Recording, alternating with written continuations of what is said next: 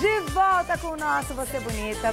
Quero agradecer todo o carinho, cada mensagem mais linda no Twitter. Assim vocês me deixam louca. Fico muito feliz. Obrigada mesmo. Bom, eu prometi contar aí, antes de ir pro horário político, antes da gente retomar nossa pauta e das dúvidas sobre enxaqueca, né, dos quilinhos que eu engordei e tal. A curiosidade de vocês é curiosidade mesmo. Eu também, quando não estava grávida, perguntava para algumas grávidas que eu encontrava. E os quilinhos a mais são uma curiosidade mesmo, eu não me importo em responder. Fiquem tranquilas, podem perguntar o quanto quiser.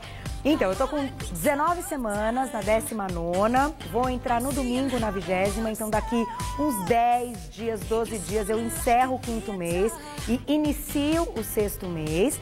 E até agora, pelo que eu andei me pesando, eu vou me pesar na médica ainda no final do mês. Mas deu mais ou menos uns 2,2 kg, 2 quilos e pouquinho. Então eu vou fechar o 5º mês com uns 2,5 kg, por aí, que era mais ou menos o que estava proposto mesmo. Tô me cuidando. Algumas pessoas perguntaram o que eu tenho feito. Isso é uma curiosidade natural também. Eu tenho tentado, assim, tenho feito tudo certinho, comendo de 3 em 3 horas. Mas como vocês sabem, eu não comia fritura antes, eu não comia doce antes, continuo não comendo. É um negócio assim, Carol, você tem vontade? Não tenho tanta vontade também. É claro que às vezes um doce, né, no final de semana, um doce diferente, mas eu como assim, ó, bem pouquinho. Fala a verdade. Tem um monte de gente que fala na TV, ai, não, eu sou magra, mas eu como um monte. Eu falo a verdade, eu não como um monte. Essa parte gostosa eu realmente tenho evitado, porque na gravidez não dá pra fazer dieta. Então, comeu, acumulou. Quem não tá grávida pode, daí no dia seguinte corre, faz atividade física que queima tudo. Espero que eu tenha respondido aí algumas dúvidas de vocês, mas pode mandar que é um prazer pra mim poder responder e poder ajudar muitas gestantes que já me disseram aqui que se espelham. Fiquei muito feliz, obrigada mesmo. Mas agora a gente vai retomar nossa pauta com o neurologista, Dr. Leandro Teles. Seja bem-vindo mais uma vez. Tudo bom, doutor? Tudo ótimo. Chegaram várias perguntas ótimas e a gente tem que retomar o assunto, que nós paramos no seguinte ponto. A gente falou da enxaqueca, dos alimentos que podem aumentar a enxaqueca, que podem prejudicar ainda mais esse estado, que são esses que estão no pratinho vermelho. Faltou falar do vinho. O vinho aumenta a enxaqueca? Aumenta sim. Então o álcool, de modo geral, ele é vasodilatador, também ajuda a predispor a crise de enxaqueca para quem tem tendência. Tá. E o vinho tinto um pouco mais. Então, principalmente vinho tinto que é rico em sulfito, aldeído, tem tiramina também. Tá. Então o vinho tinto, para algumas pessoas predispostas, pode causar crise. Então, queijo amarelo, os embutidos, que são ricos em nitritos, nitratos, vasodilatam, condimentos, coisas com corante. O glutamato monossódico. Ah, é? Aquele temperinho? Aquele temperinho que é usado em alguns alimentos processados, muito usado na culinária chinesa. Você tem a síndrome do restaurante chinês, que é a pessoa que tem enxaqueca passa mal, às vezes, quando come comida chinesa, e a culpa quase sempre é conferida ao glutamato monossódico. Perfeito. Né? Então, em excesso também pode prejudicar. Pode prejudicar. Agora sim, quem tem o hábito de tomar aquela tacinha de vinho toda noite, que muitas vezes já conversamos aqui, alguns médicos dizem que faz bem, né? Porque, enfim, os benefícios do vinho e tudo mais, da uva. Mas se a pessoa tiver dor de cabeça, passar longe do álcool. Então, tem que evitar. Ou pelo menos ver se testar a sua sensibilidade. Se ela perceber que há relação entre o vinho e a dor, aí sim corta.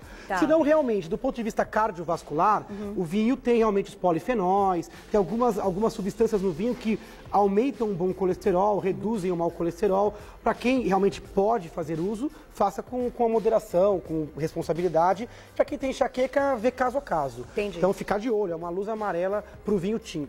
Perfeito. O vinho branco é um pouquinho melhor e o vinho sem conservante também é melhor. É um pouco mais caro. O orgânico? O orgânico, é o sem sulfito. Às vezes, se o problema for o sulfito, o vinho orgânico pode ter um pouquinho menos impacto, apesar de ser um pouco mais caro e ter uma meia-vida menor. O tempo de prateleira dele é menor. Mas quem tem a vontade então e tem enxaqueca, melhor optar pelo orgânico. Pelo orgânico ou pelo vinho branco. Aqui a gente tem refrigerante, o famoso? Refrigerante. É o refri. O refrigerante é péssimo para quem tem dor de cabeça e enxaqueca? O refrigerante, ele também tem algumas aminas, né? Então ele tem cafeína, então ele entra junto com o café, com o chocolate. Então, essas substâncias, quando em excesso e muito frequentes, elas podem até aliviar temporariamente a dor. Mas a longo prazo, a dor volta com uma frequência maior. Entendi. Então a cafeína, usada em excesso, cronifica a dor. Então é importante, isso é uma dúvida constante. Será que o café ele faz bem ou mal, né? Porque tem gente que está com dor de cabeça, toma o café, a dor passa. Tem comprimidos que vêm com cafeína. É isso que eu ia te perguntar, ó. Tá aqui essa dúvida, eu vou ler de quem que foi aqui, ó. Da Thalita. Thalita, beijo pra você. Ela escreveu, meu médico proibiu tudo que tem cafeína, mas o meu remédio do controle da enxaqueca tem cafeína. Por quê? Ela perguntou. Isso é uma pergunta que eu escuto assim no consultório diariamente, né? Tem gente que é muito paciente com enxaqueca, com dor de cabeça. A cafeína, ela alivia, ela tem um poder vasoconstritor, um poder analgésico, melhora a absorção também de alguns analgésicos. Então a cafeína agudamente, ela corta a dor. Mas ela cronicamente, então se você usar uma quantidade acima de 2, 3 xícaras pequenas de café por dia, você tem um rebote. A dor vem com uma frequência maior. Entendi. Então a dor de cabeça passa...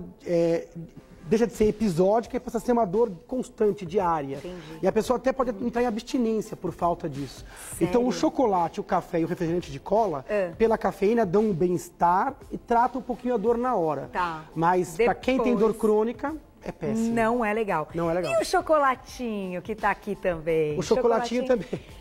Né, tá com dor de cabeça, quero comer alguma coisa. Primeira coisa que a gente pensa é chocolatinho mesmo, porque, além de tudo, vai dar um prazer, né? Que o chocolate realmente tem esse poder. Mas não é tão bom, então. O chocolate, ele dá realmente prazer, ele tem alguns precursores de serotonina, que é uma molécula que dá um pouco de bem-estar, combate sintomas de depressão.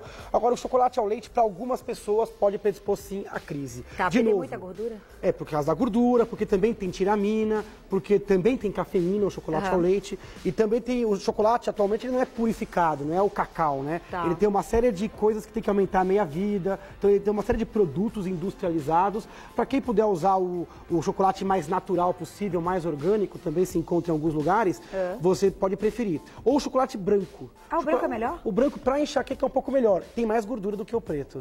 Mas para enxaqueca, o branco, ele é, na maioria dos pacientes, ele é menos responsável pelas crises. Olha que interessante, eu não sabia disso. Agora pode, um pedacinho, um pouquinho, também não tem problema. Não precisa passar vontade por causa disso. É, um pouquinho. Sempre que eu te falo, com equilíbrio, não tem problema. Vamos começar, então, algumas perguntinhas aqui que chegaram.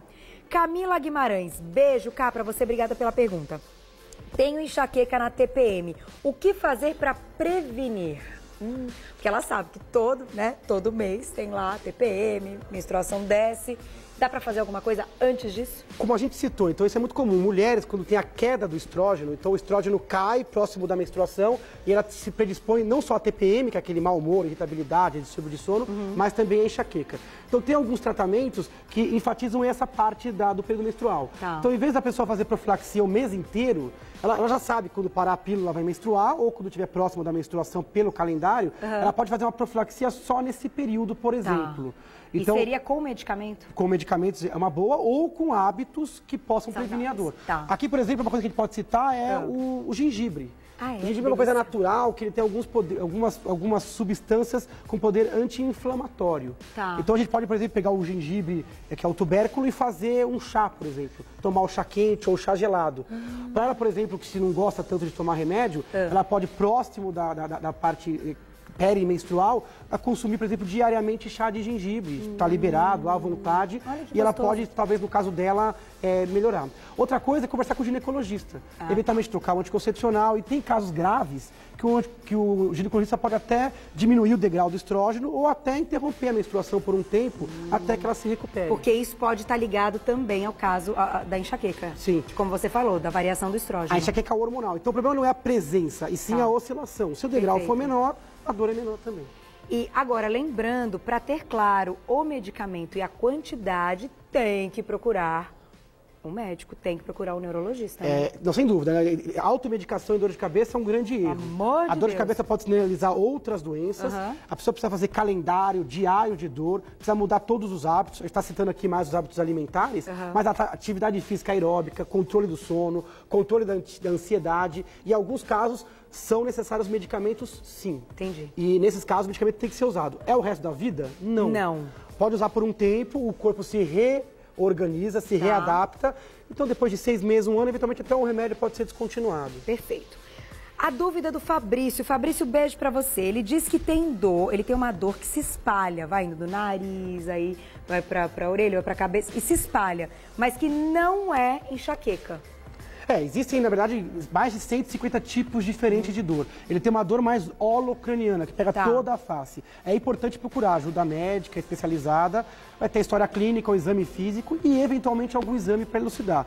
Toda dor de cabeça tem que ter nome e sobrenome, tem que ter diagnóstico claro. Então tem que fazer exame e tem que procurar o médico. Tem que procurar o médico e o médico vai decidir se precisa e qual exame vai ser feito. Procurar um clínico ou um neurologista de confiança. Perfeito. Eu vou fazer só mais uma para fechar, que essa é muito importante, que é da Liliane. Beijo, Liliane. Essas dicas todas que você passou no programa hoje servem para quem tem sinusite ou não tem nada a ver a dor de cabeça da sinusite? Não tem nada a ver. Então, a sinusite é um outro problema. Ela pode ser alérgica, pode ser infecciosa. Existe sinusite aguda, sinusite crônica. A sinusite, se for alérgica, tem que ser tratado com antialérgico. Se for infecciosa, tem que ser tratado com antibiótico. Se for viral, com medicamentos apropriados. Então, já não tem nada a ver com o nosso papo aqui. Não, nosso papo aqui foi baseado na enxaqueca, que é um dos tipos, e é o tipo mais importante de dor de cabeça, e não para sinusite, que é uma outra coisa, que dá secreção nasal e eventualmente pode dar um pouquinho de dor facial. Agora, muita gente que diz por aí que tem sinusites crônicas, tem a enxaqueca. Para esses, aí nossas dicas são válidas sim. Então tem que procurar um médico para saber exatamente se é uma coisa ou se é outra, para não tratar errado, né? Senão a gente não vai conseguir tratar nunca, não é verdade? Perfeito. Obrigada, doutor. Só posso agradecer, o papo foi muito bacana. E sua filhinha, eu tô falando, agora a gente aqui, ela tá ouvindo sua voz, acho que ela tá falando umas coisinhas, ela tá né? Ai, que graça, uma gracinha. Parabéns mais uma vez. Para quem tem dúvidas dessa pauta ou de outras pautas ligadas aí à especialidade, que é neurologia, do Dr. Leandro Teles, você pode acessar www.leandroteles.com.br www.leandroteles.com.br. Muito obrigada mesmo. Volte, adorei. E traga a nenê quando voltar, Vou trazer, por favor. sim. Obrigada, até a próxima. Carol,